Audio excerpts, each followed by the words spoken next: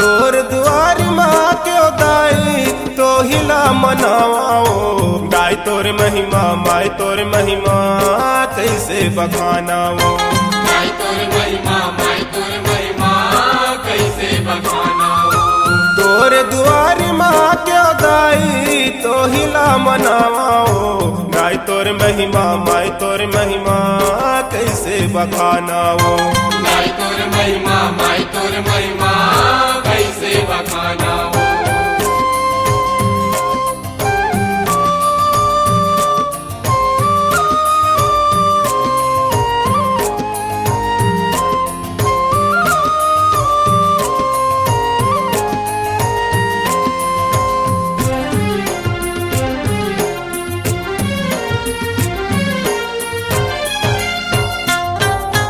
भक्तन के तय संग मारही तत चैत कुंवर तोर पार वो।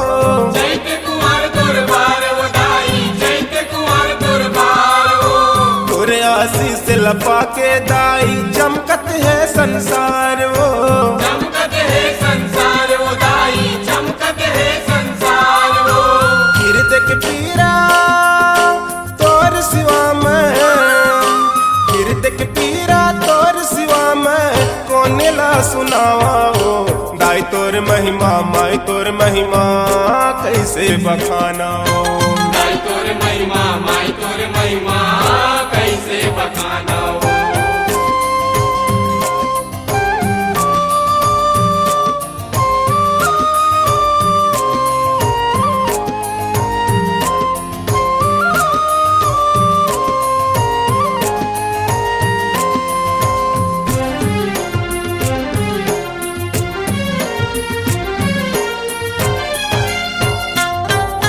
तोरी उपकार की गिनती नहीं है तोर को रामा खेलन वो।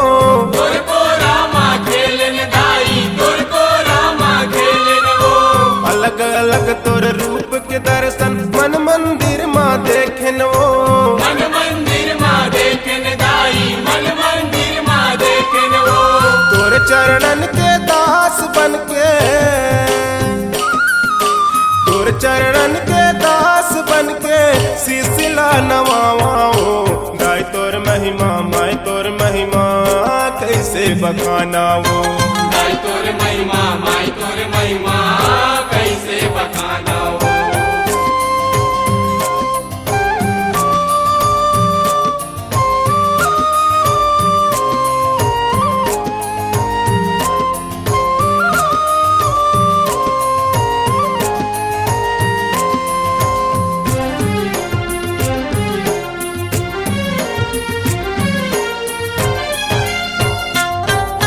मानुष जन्म सफल हो गए मोर पाके तोरे भक्ति वो।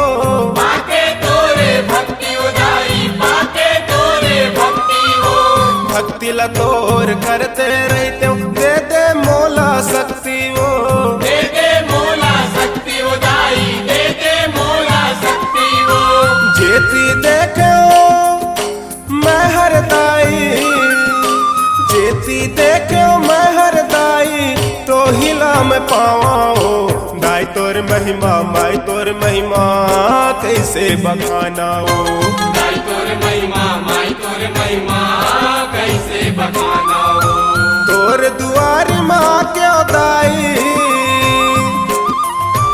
तोर दुआरी माँ के दाई तो हिला मनाओ।